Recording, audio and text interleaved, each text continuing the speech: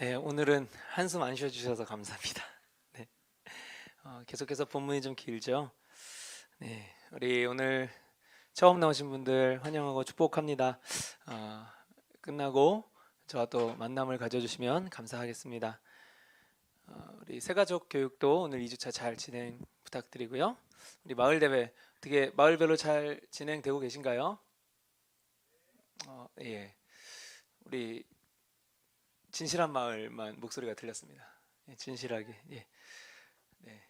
마을 대회 잘 준비해 주시고 꼭 귀한 즐거움 플러스 또 은혜 그리고 회복되는 시간 됐으면 좋겠습니다. 우리 11월 또 감사의 달로 우리 교회에서 지키는데 우리의 감사한 마음들이 회복되는 귀한 시간이 되었으면 좋겠습니다.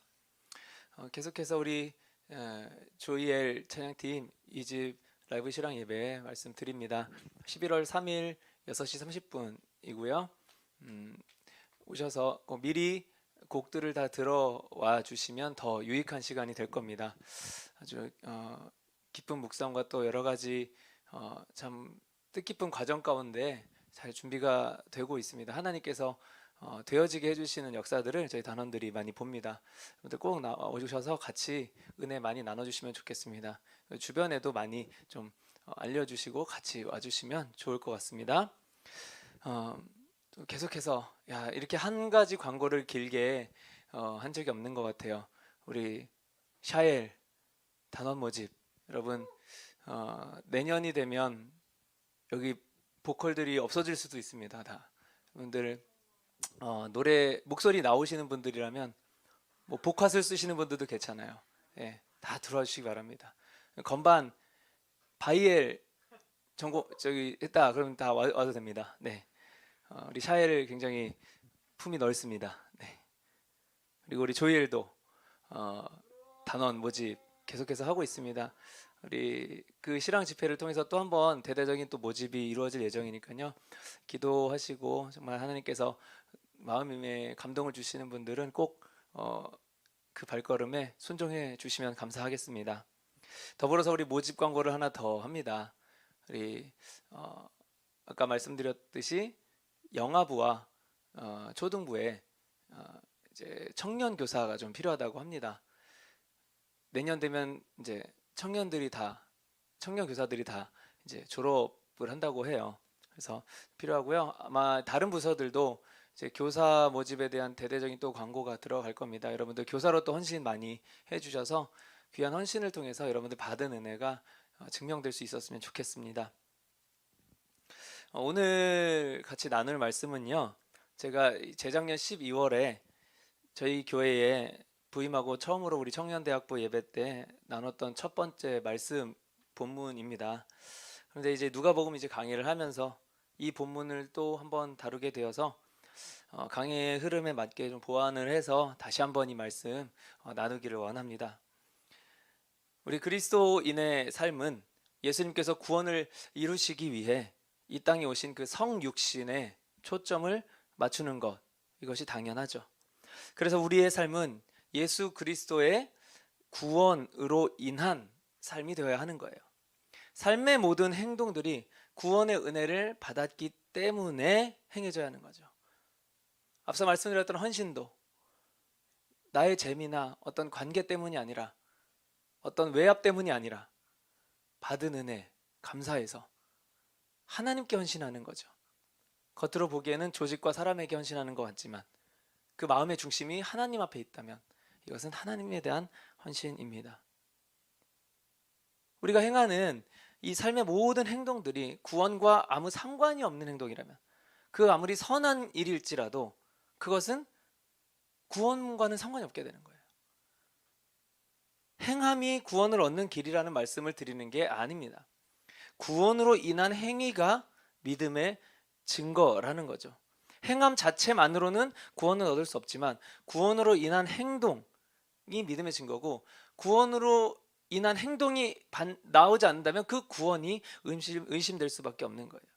때문에 진정한 믿음은 행위의 열매가 동반이 되어야 하는 겁니다. 이것을 이렇게 이분법적으로 나눠서 해석해서는 안 되는 겁니다. 때문에 이것을 행함으로 인해 얻어지는 고난, 믿음으로 인해서 구원의 은혜로 인해서 그 길을 걷기로 순종하기 때문에 얻어지는 고난이 있어요.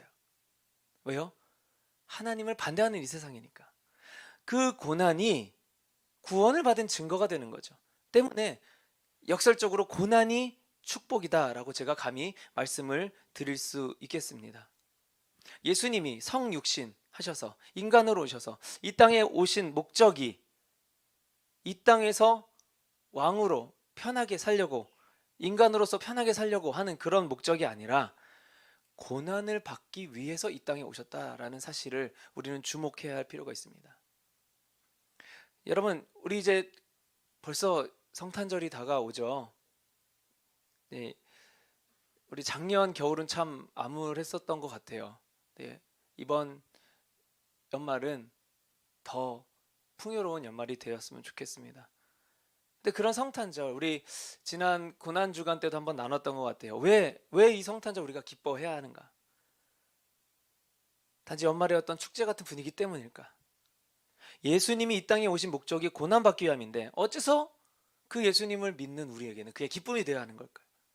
그것은 바로 그 고난이요, 그 고난 자체로, 그 고난으로 인한 죽음만으로, 실패로 끝나는 게 아니기 때문이에요. 우리의 믿음이 바로 그 죽음 이후에 부활에 있어야 된다라는 거죠.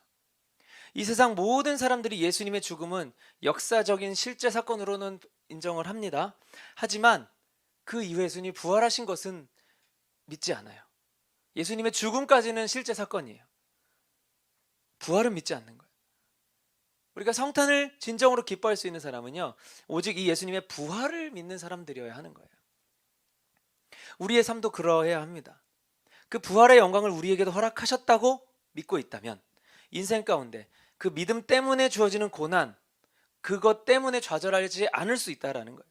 그 고난 뒤에 올 영광 때문에, 고난 뒤에 올 부활의 승리의 그 기쁨 때문에 우리가 성탄을 기뻐하는 것처럼 진정한 믿음을 가지게 되면 그 고난이 우리에게는 축복의 이유가 될 수 있다는 거예요. 우리가 예수님을 믿는 목적 자체가 고난받기 위함이다라고 한다면 여러분들 이 신앙생활을 지속하는데 어려움이 있으실까요? 고난을 사서 받으라는 얘기가 아니에요. 고난을 찾아다니면서 받으라는 얘기가 아닙니다. 진정으로 믿음이 있으면요, 여러분, 그 사탄이 가만두지 않아요. 고난이 알아서 찾아오게 됩니다. 단지 그 고난 때문에 이 믿음을 포기할 것인가에 대해 우리가 같이 고민해 보자는 거예요. 사탄이 지배하는 이 세상에서는 어쩔 수 없이, 하나님을 반대하는 이 세상에서 어쩔 수 없이 하나님을 따르는 자는 고난과 마주하게 됩니다. 고난이 좋아서가 아니라, 그 고난 자체가 축복이어서가 아니라 고난의 결과물 때문에 우리 믿음은 고난을 목적으로 하게 되는 거예요. 이렇게 믿음으로 인해 주어지는 고난을 어떻게 축복으로 믿고 기쁨으로 받아들일 수 있을지 우리 오늘 말씀 통해서 세 가지로 함께 좀 살펴보고자 합니다. 먼저 첫 번째로, 고난이 평안이고 은혜라는 것을 깨닫는 지혜가 필요하다라는 거예요. 오늘 그렇게 이 고난 가운데 처해 있었지만 기뻐했던 한 사람이 있죠. 바로 예수님의 이 육신의 어머니 마리아입니다. 마리아의 인생은 천사를 만나면서부터 고난의 시작이었어요. 천사를 만나면서부터. 여러분, 우리가 가지고 있는 천사의 이미지, 고난의 그 존재인가요? 고난을 주는 존재인가요? 천사는? 만약 그렇게 보이지 않게 나를 지켜주는 사람을 수호천사라고 부른다면 어떻게 천사를 만난 이후부터 인생의 고난이 시작될 수가 있을까요? 이 마리아는 천사를, 그것도 천사 중에 우두머리인 이 가브리엘 천사를 만남으로 인해서 이 천사의 제안을 수락함으로 인해 인생의 고난이 시작됩니다. 결혼을 앞두고 있었던 젊은 여성 마리아, 당연히 행복한 핑크빛 미래를 꿈꿨겠죠. 남편이 될 요셉이라는 사람도 이스라엘 민족의 영웅이었던 다윗의 후손, 그런 사람과의 결혼만으로도 이 명예가 충만했습니다. 그런데 갑자기 천사가 나타나요. 이게 결혼 축하합니다. 뭐 축복의 멘트를 해주지는 못할 망정 청천벽력 같은 소리를 늘어놓는 거예요. 결혼도 하지 않은 처녀에게 아이가 생길 거다, 임신할 것이다 라는 말이죠. 이게 왜 청천벽력일까요? 자, 유대의 그 관습에 따르면 약혼은요 결혼하기 1년 전에 합니다. 그리고 비록 결혼 전이지만 약혼을 파기하게 되면 사형으로 처벌되는 규정이 있었어요. 물론 약혼 기간에라도 결혼 전이기 때문에 이 엄격하게 이 어떤 성적인 관계도 금지가 되어 있었죠. 또한 정혼 기간 내에 신랑이 혹시 사망했을 경우에는요, 그 신부는 다른 남자와 또 정혼하지 못해요. 그냥 결혼도 안 했는데 과부로 살아가는 거예요. 우리 시대에도 약혼은 있지만요, 약혼이 파기됐다 그래서 죽이지는 않지 않습니까? 특히나 이런 법들, 우리 가만히 보시면 이 여성들에게 굉장히 불리하게 적용이 돼요. 남성 중심의 법이었어요. 마리아와 요셉이 약혼 기간에 아이를 갖거나 파혼하게 되면 여성이었던 마리아의 목숨만 위태로워지게 됩니다. 요셉은 아무런 해가 되는 게 없었어요. 그런데 이제 대뜸 천사가 나타나서 결혼 전에 아이를 가질 거다라고 말을 하는 거죠. 이런 상황에서 요셉과 마리아의 정혼은 천사가 나타날 때까지요 너무너무 순조롭게 잘 지켜지고 있었어요. 자, 때문에 마리아로서는 너무나 억울할 수밖에 없었던 상황이죠. 자신이 좀 뭐 문란했거나 좀 혼전에 한 번이라도 요셉과 잠자리를 가졌다거나 그랬다면은 억울하지라도 않았을 거라는 거예요. 때문에 마리아는 자신이 혼전에 임신할 거라는 그 소식이요 어떤 단순히 창피함이나 수치심 이걸 넘어서는요 그냥 그대로 죽으라라는 말과 똑같았었던 겁니다. 자, 그런데 천사가요 이 말을 하기 전에 먼저 문안 인사를 하는데 어떻게 문안 인사를 하느냐, 천사는 자기가 마리아한테 무슨 말을 전해야 할지 당연히 알고 왔겠죠. 하지만 그 본론을 바로 말해버리면 마리아가 놀랄까봐 마리아한테 놀라지 않도록 밑밥 깔듯이 어떤 이 인사말을 했던 것일까. 천사는 이렇게 말을 합니다. 은혜를 받은 자여 평안할지어다.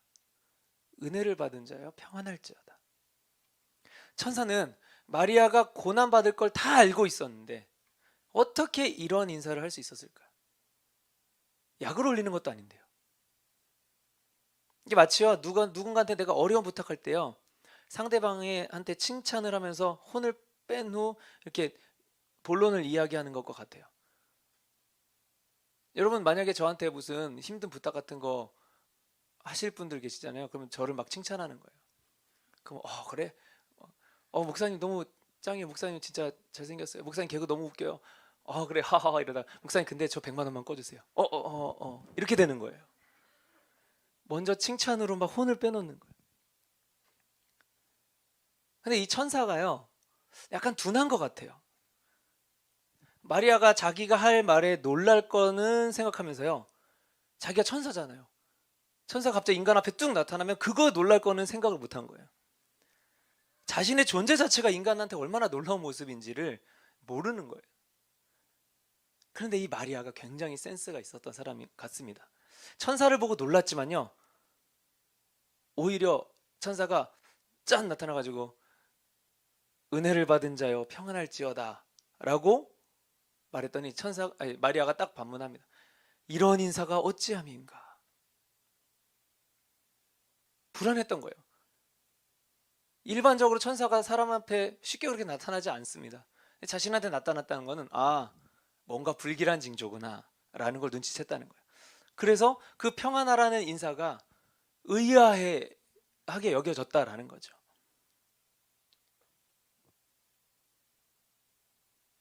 무슨 꿍꿍이가 있는 것처럼. 근데 천사는 단순히 마리아에게 하기 어려운 말을 하기 위해서 듣기 좋은 말로 밑밥 간 것이 아니라는 거예요. 그 인사말이 마리아에게 진정한 축복이며 은혜였기 때문에 그 본론의 내용이 진정한 마리아에게 축복이었기 때문에 천사는 그 본론을 이야기하기 앞서서 은혜를 받은 자 평안하라 이렇게 인사를 했던 겁니다. 그 본론이 은혜를 받은 것이고 평안의 이유가 될 수 있기 때문이라는 말인 거예요. 자, 마리아는 은혜를 받은 자였습니다. 은혜를 받은 자라는 이 헬라어 케카리토메네라는 이 말은 그 어원이 은혜를 뜻하는 이 카리스라는 어근에서부터 온 말이에요. 완료 분사형이죠. 완료 분사는 강한 현재의 의미를 갖고 있어요. 현재. 따라서 정확한 의미는 은혜를 받은 그 상태가 지금 현재에도 계속되고 있다라는 의미였습니다. 또 평안할지어다 라고 한 말은요, 기뻐하라 라고 하는 명령이기도 해요. 기뻐하라. 그렇다면 천사가 은혜를 받은 자여 평안할지어다 라고 한 말은요, 은혜를 계속 받고 있는 자여 기뻐하라 라고 말하는 거예요. 자, 천사는 은혜를 계속해서 받고 있는 사람한테 기뻐할 걸 명령합니다. 이 문장을 잘 살펴보면 조금 모순 같아요. 왜요? 기뻐할 것을 명령하는 이유는 그 기뻐하라는 명령을 받아야 될 사람이 기뻐하지 못하고 있기 때문에, 기쁨의 상태가 아니기 때문에 기뻐하라라고 명령을 하는 것 아니겠습니까? 그런데 그 앞에 은혜를 받은 자요, 은혜를 계속 받고 있는 사람이라고 얘기를 해요. 그러면은 천사 입장에서는 기뻐하고 있을 거라는 건데, 그런 사람한테 또 기뻐하라고 재차 이야기를 하는 겁니다. 왜일까요? 천사가 아직 본론을 이야기하지는 않았지만 그 은혜의 정체가 바로 고난이었기 때문입니다. 마리아가 이 은혜의 정체를 알았을 때 마냥 기뻐할 수만 없을 것이라는 것을, 그 연약한 인간의 심정으로서는 기뻐할 수만은 없을 거라는 걸 알았기 때문에 천사는 기뻐하라라고, 그러니까 이제 이게 두 갈씩이죠. 첫 문장에 그냥 결론을 내어버린 거예요. 은혜를 받은 자요, 은혜를 지금도 받고 있는 너 마리아, 평안하라, 기뻐하라. 이거는 세상의 기준으로서는 설명될 수 없습니다. 오직 하나님께서 보시는 기준인 거예요. 세상은 단순히 겉으로 드러나는 표면적 상황만을 보고 이것을 판단합니다. 표면적 상황, 마리아가 처한 그 표면적 상황은 단순히 혼전 임신을 했다는 사실이에요. 너무도 억울하게. 어떤 남자도 동침하지 않았는데 그 표면적 사실만은 고난이고 불행입니다. 그것 자체만으로도 불행인데 앞으로 예정되어 있었던 핑크빛 미래마저 몽땅 다 쓰레기통에 쳐박아버린 거예요. 심지어 당장 사형에 처할 위기까지 도래한 겁니다. 자, 그런데 하나님의 기준이 좀 다르죠. 하나님은 그러한 겉표면의 상황 이면에 진정한 그 원인을 주는 영적인 상황을 보고 그 판단이, 그 상황이 은혜의 상황인지 아닌지를 정하십니다. 그 기준이 바로 마리아가 낳을 그 아이가 이 땅을 구원할 메시아라는 것, 세상이 볼 수 없는 영적인 원인이 바로 그것이었다라는 거예요. 믿음으로 인해 주어지는 고난이 평안이고 기쁨이 될 수 있는 이유, 그 비결은 이 육신의 눈으로, 세상의 기준으로 보여지는, 주어지는 환경과 상황을 그것 그대로 해석하지 않고 내 영의 눈을 가지고 이 상황을 영적으로 해석해서 이 주어진 상황과 환경이 영적으로 나에게 어떤 유익을 주는지 그것을 바라보는 것, 바로 그것입니다. 우리는 종종 하나님을 오해하기에 일쑤입니다. 우리에게 임하시는 하나님은 육신이 아니라 영으로 임하시는데, 주님은 육신이 없으시고 영적인 존재이니까 이 육신의 채널로 우리와 소통할 수 없어요. 우리에게 그 육신적인 하나님을 잠깐 보여주신 것이 바로 인간으로 오셨던 예수님인 거예요. 그러나 우리 인간은 이와는 다르게 육신과 영을 함께 지니고 있는데 육신에 대한 의존도가 거의 99%죠. 그래서 우리가 육신의 눈을 사용할 때는 이 영적인 주님은 절대 볼 수가 없어요. 예수님을 직접 만났던 당시의 사람들도요, 육신적인 예수님을 바라봤을 뿐이에요. 예수님이 하나님이라는 것, 예수님이 메시아라는 것, 예수님이 신이라는 것을 볼 줄 아는 사람은 영의 눈으로 예수님을 봤던 사람들입니다. 아주 극소수의 사람들이에요. 그런데 이제 우리는 이런 육신의 눈으로 이 세상의 환경과 상황을 보고 거기에서부터 원인과 결과를 찾으려고 하고 해결책을 찾으려 합니다. 그러니 영적으로 아무리 나를 두드리시는 그 주님, 그 두드림을 느낄 수가 없는 거예요. 주님 어디 계십니까? 이 육신의 세계 주님 어디 계십니까? 왜 이 육신적 방법으로 내 문제가 해결이 되지 않습니까? 원망하는 거예요. 그리고 그것은 절대로 축복의 이유로, 은혜의 이유로 우리는 삼을 수가 없게 되는 거예요. 평안의 이유가 될 수 없는 거예요. 우리에게 평안은 뭐예요? 저 오늘 저녁에 일정이 하나 있었는데 갑자기 취소가 되었습니다. 그러면은 집에 가서 따뜻한 물에 저희 이제 이만한 큰 목욕탕을 제 아내가 하나 사왔는데, 사실 이제 오늘 아침에도 아침에 일찍 깨버려가지고 나이를 먹어서 그런가 시간이 남아서 이렇게 뜨뜻한 물에 이렇게 사우나처럼 하고 왔는데 나른하니까 예배 때 더 졸리더라고요. 그런 게 평안인가요? 육신의 평안은 될 수 있죠. 그런데요, 제가 오늘 느꼈습니다. 그렇게 하고 나왔을 때는 잠깐은 너무 좋았는데요, 정말 잠깐이에요. 정말 잠깐. 그 잠깐을 위해서 저는 30분을 물을 데펴서 받았어요. 가성비가 너무 안 좋아요, 이 세상의 평안은. 그런데 영적으로 주어지는 평안은 이 기간이 영원하다는 거예요. 단 이 시작점에서는 평안으로 느껴지지 않을 수 있다라는, 어떻게 보면 백신의 잠깐의 부작용과 같은 그런 평안인 겁니다. 믿음으로 인해 주어지는 고난을 축복으로 믿고 받아들일 수 있는 방법, 우리 두 번째는요, 성령의 능력을 믿고 의지하는 것입니다. 마리아는 황당했을 거예요. 아마 마음속으로 이랬겠죠. 어이가 없네. 방금 자신에게 은혜를 받았다 해놓고 평안하라 해놓고 어찌 저주라 할 수 있는 혼전 임신을 말할 수 있을까? 그래서 마리아가 자신의 순결에 대한 결백을 주장을 해요. 그러면서 다시 한번 물어봅니다. 아니 천사여, 나는 남자를 알지 못해. 남자랑 동침해 본 적이 없습니다. 그런데 어떻게 내가 임신을 할 수 있습니까? 이게 너무 당연한 거 아니에요? 너무 상식적인 거잖아요. 물리적으로 불가능하기 때문에. 무슨 지렁이처럼 자웅동체도 아니고. 자, 이때 천사는요, 지금까지 이 세상의 모든 사람들이 아직 경험하지 못한 이 성령님에 대해 소개합니다. 자, 성령의 존재는요, 태초부터 있으셨어요. 하지만 구약에서는 아직까지 그 성령의 존재가 명확히 드러나지 않았습니다.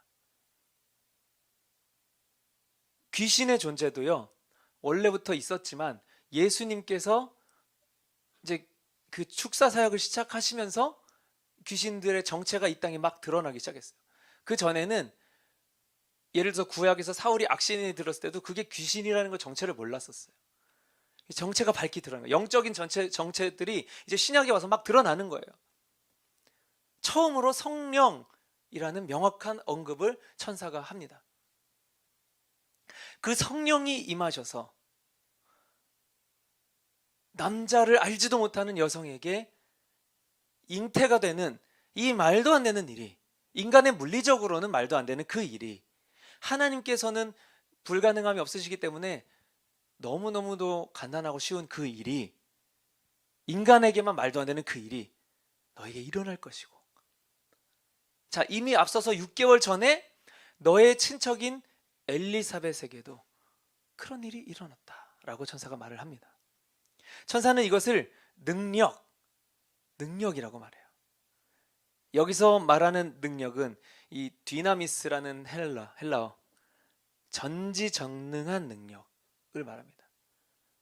다시 말하면 인간의 이 제한된 물질 세계에서는 불가능한 일도요, 성령을 통해 가능해질 수 있다는 거예요. 그러니까 불가능한 게 없다는 거예요. 아예 영역 자체가 없다는 겁니다. 그냥 상상하는 모든 건 다 되는 거예요. 우리는 심지어 우리의 상상조차 제한이 되어 있어요. 하나님은 그것을 뛰어넘어도 우리는 다 헤아릴 수 없는 분이죠. 마리아의 이 동정녀로서의 임신도 그런 같은 일 아니겠습니까? 우리 인간의 기준에서야 말도 안 되는 일이죠. 자, 그런데 우리가 여기서 주목을 해야 할 점이 하나 있습니다. 자, 성령을 통해 주시는 이런 능력이 과연 마리아에게 필요했는가라는 거예요. 마리아는 결혼을 준비하면서 알콩달콩 잘 살고 있었어요. 멀쩡히 잘 살고 있는 사람에게 갑자기 성령의 능력이 주어져서 고난을 받을 거다라고 한다면, 여러분, 그런 성령님, 그런 능력 달가워 하시겠습니까? 오히려 그런 능력이 있다면 이 땅에서 더 잘 살기 위해 그 능력을 어떤 하나님의 뜻이 아니라 내 소욕을 위해서 오남용하지 않겠느냐는 거예요. 그런 거 주기만 한다면. 내 그런 게 없어서 이 땅에서 이렇게 살지. 그런데 그 능력이 나에게 고난을 준대요. 그리고 그 고난 가운데로 나아갈 수 있도록 하는 능력이래요. 요새 어떤 정치인 말로 그 개한테나 줘버리고 싶을 능력이겠죠. 마리아는 그런 안타까운 사실, 인간의 기준으로 보기에 안타까운 그 사실, 그것이 하나님이 우리에게 주시려는 그 성령의 능력이 어떤 능력인지에 대해서 어렴풋이 좀 감을 잡았었던 것 같습니다. 믿음으로 인해 고난을 헤쳐나가는 능력, 그 고난을 기뻐할 마음을 가질 수 있는 능력, 그 고난을 선택할 수 있는 능력, 그 고난을 결정할 수 있는 능력. 이 땅에서는 그런 걸 능력이라고 분류하지 않죠. 그리고 그런 것들은요, 내가 가진 감정적 욕구만으로는 절대 그렇게 할 수 없습니다. 임하시는 성령님이 그 마음을 감동하시고 우리에게 찔림을 주셔서 우리를 강권하셔서 네가 뭘 믿느냐, 네가 믿는 게 맞다면 그 믿음대로 나아가라. 근데 그렇게 나아감에 있어서 따라오는 고난에 대해서 두려웠지만 두려워하지 말고 나가라. 내가 도와주겠다. 내가 보호해주겠다. 내가 너의 믿음을 붙잡아 주겠다. 말씀하시는 거예요. 우리가 사모해야 할 능력입니다. 우리 이런 능력을 사모하실 수 있기를 축복합니다. 우리 인도자분만 아멘 하셨어요. 아멘으로 받아들이시면 주님이 기꺼이 기쁨으로 순종할 그 마음도 여러분들께 주시리라고 믿습니다. 주님께서 우리가 무언가를 억지로 하기를 바라시는 그런 비인격적인 분은 아니시거든요. 기쁨으로 순종하여 단을 거둘 수 있게 하시는 분이 하나님이십니다. 단지 그런 하나님을 우리가 믿지 못하는 것뿐이에요. 마리아는 자신에게 닥친 이러한 상황이 말이 안 되었지만 그대로 믿고 순종하기로 어떻게요? 결정합니다.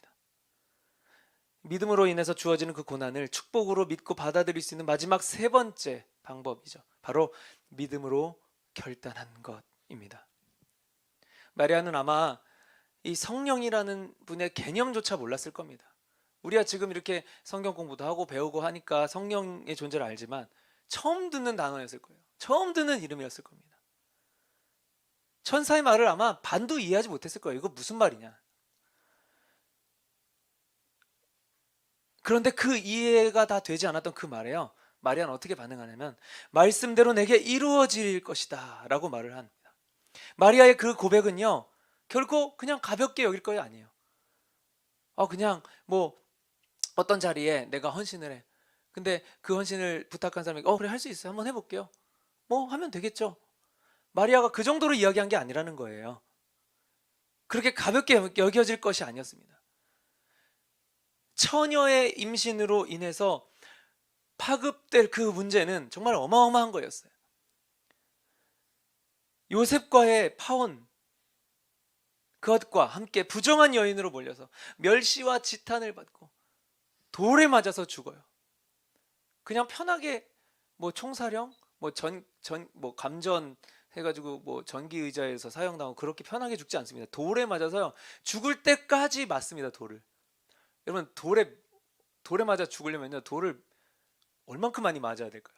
이따만한 바위 한 방에 맞는 거 말고 조그마한 돌들이에요. 마리아가요, 그 상황을 알면서도 말씀대로 내게 이루어지리다 고백을 하는 거예요.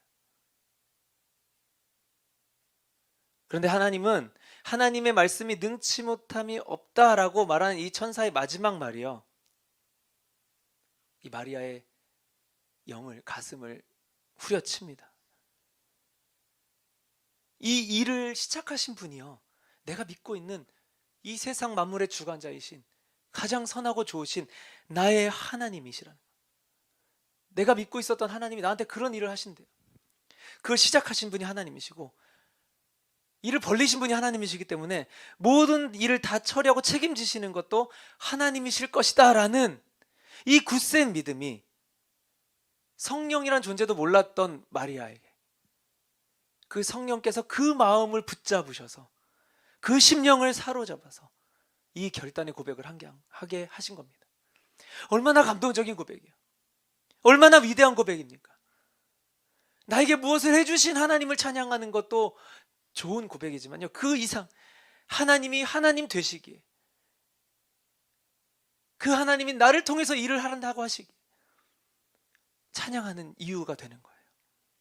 다 이해가 되진 않지만, 내가 처한 상황이 다 이해되지 않는 고난의 상황이지만, 그 상황에, 그 세상 모든 것의 주관자가 되시는 나의 하나님, 내가 그 하나님을 믿고 내가 믿는 그 하나님이 전지전능하세요. 못할 일이 없으세요. 죽은 나도 살리실 수 있어요. 그리고 그 하나님이 나를 너무 사랑하셔. 그것을 내가 찰떡같이 믿기 때문에, 그래서 상황은 이해 안 되지만, 이 말이 무슨 말인지도 모르겠지만, 그 하나님에 대한 믿음과 사랑 때문에 말씀대로 내게 이루어질 것이다, 그런 고백을 드릴 수 있는 거예요. 마리아는 이제 자신의 친척인 엘리사벳을 찾아갑니다. 천사가 이야기했기 때문에. 우리 지난주에 함께 나눴죠, 엘리사벳의 이야기. 그 이야기를 마리아는 전해 듣고 친척인 엘리사벳을 찾아갑니다. 이미 6개월 전에 불가능한 임신을 하게 된 엘리사벳. 이 둘은 만나서 어때요? 자신들에게 일어난 그 일들을요, 은혜 나눔을 합니다. 여러분들 마음 모임 때 나눔하시잖아요. 은혜를 나누는 거예요. 이 여성 둘이 모이면 우리 지금 어때요? 막 가십하잖아요. 아, 네 남편 어때? 내 남편 어때? 막 이러면서. 근데 이들은 그런 이야기 안 해요. 나에게 일어난 그 일에 대해서 뭐 이럴 수도 있겠죠. 아, 하나님 진짜 왜 이러시지? 아, 내 상황 왜 이렇게 뭐 같지? 아, 그래도 네가 나보다 나은 거야. 넌 결혼이라도 해서 임신한 거잖아. 이게 뭐 하는 거야 우리가 지금? 이런 게 아니라요, 와, 그 하나님이 내가 무엇이간데 그 영광의 길을 걷게 하시지? 야, 은혜 나누는 거예요. 어찌 보면 그 어려운 상황을 원망하는 나눔이 됐을 수도 있었는데, 그러면서 이들은 서로의 상황을 축복해주면서 서로의 믿음을 다집니다. 믿음으로 결단하는 것은요, 말로만 되기에는 쉽지 않습니다. 물론 시작은 입술의 고백이어야 하지만 그것이 행동으로 나타나기 위해 거쳐야 할 과정이 있는데요, 그게 아주 좋은 요소입니다. 바로 그런 은혜를 이 함께하는 고난의 동역자들과 나누는 것이에요. 같은 믿음의 동역자들과 자신의 상황 가운데 하나님이 어떻게 일하실 것을 기대하는지에 대한 이 나눔은요, 이 믿음의 결단을 더욱 증폭시켜 줍니다. 지금 저희 조엘 이번에 이집 신앙 집회를 준비하는 그 과정 가운데서도요, 그런 은혜들이 있었어요. 지금도 있어요.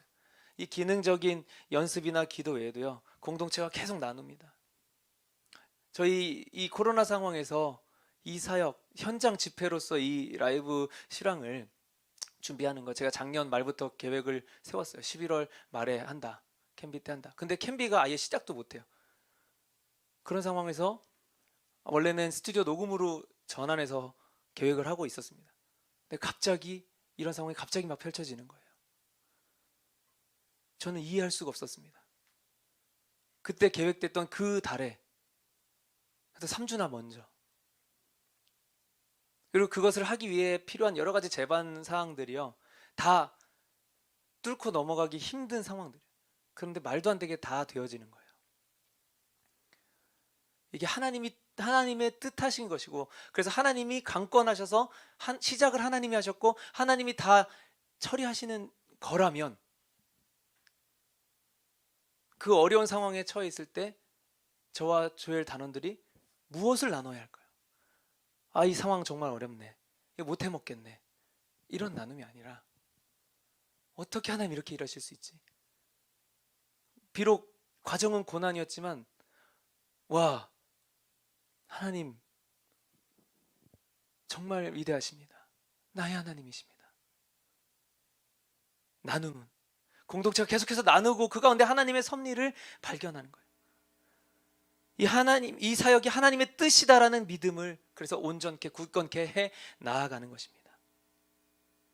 우리가 고난 가운데 기뻐하는 이유가 오직 믿음으로 인해, 구원으로 인해서 받는 것이기 때문이기를 축복합니다. 바로 그 사실에 감사할 수 있기를 바랍니다. 이것이 복이에요. 제자들조차도, 예수님의 제자들조차도요, 예수님의 구원을 그저 어떤 그 당시에 로마의 압제로부터 구원해주는 그런 수준으로만, 그 정치적 메시아로만 여겼습니다. 주님의 구원은 온 인류를 근본적인 죄로부터 구해주시는 위대한 유일한 구원인데, 우리 인간의 인생, 여러분들 이제 20년 이상 다 사셨겠지만 그렇게 만만치 않아요. 누구나 핑크빛 미래를 꿈꾸죠. 여러분들 그래서 공부하시는 거 아니에요? 그래서 대학 오셨잖아요. 현실이 쉽지 않아요. 점점 갈수록 어려워진다고 하죠. 그런데요, 그 핑크빛 미래가 현실이 되려면 이 핑크빛 미래의 시점과 기준을 바꿔야 하는 거예요. 우리에겐 두 가지 미래가 있습니다. 우리 육신의 이후의 미래, 그리고 그 육신의 죽음 이후의 영적인 미래. 어떤 미래의 핑크빛을 더 사모하시는지, 그 핑크빛이라는 기준이 이 육신의 제한된 미래에만 국한되어 있지 않고 그 이후의 영원한 하나님 나라의 기준으로 우리의 기준을 리셋해야 하는 것입니다. 가치관이 달라지는 거예요. 우선순위가 달라지는 거예요. 그렇게 되면 모든 고난이, 내 삶에 펼쳐진 모든 내 믿음으로 인한 고난들이요, 그게 복으로 바뀌는 게 아니라요, 아, 이게 왜 안 보였지? 와, 이게 복이었네. 그 고난은 그대로 있는데 이 보여지는 게 달라집니다. 이게 기쁨의 이유가 돼요.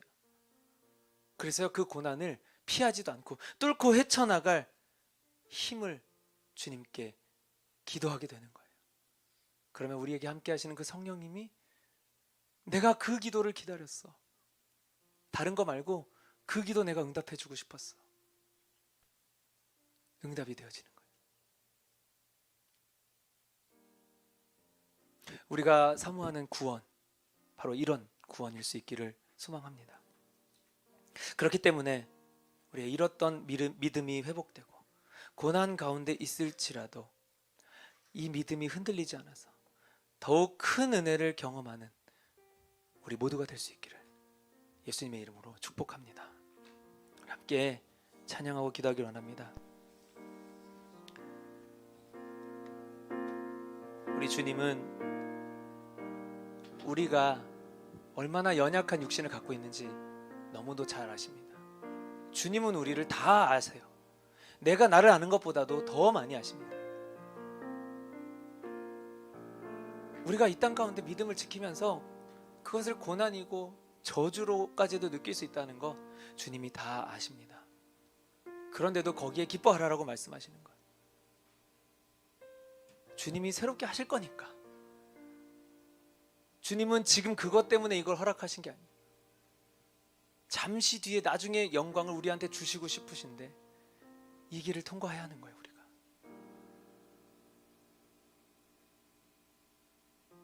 우리에게 기쁨의 날을 주실 거예요. 지금은 안 기쁘고 그때 가면 기쁘다는 게 아니에요. 아, 내 삶의 모든 순간순간이 기쁨이었구나를 깨닫게 하시는 것뿐입니다. 그렇게 우리를 붙잡아 주시는, 우리 인생의 여정을 이제는 고난이 기쁨으로 여겨질 수 있도록 고백하게 하시는 우리 그 주님, 우리 찬양으로 함께 고백하고 기도하길 원합니다.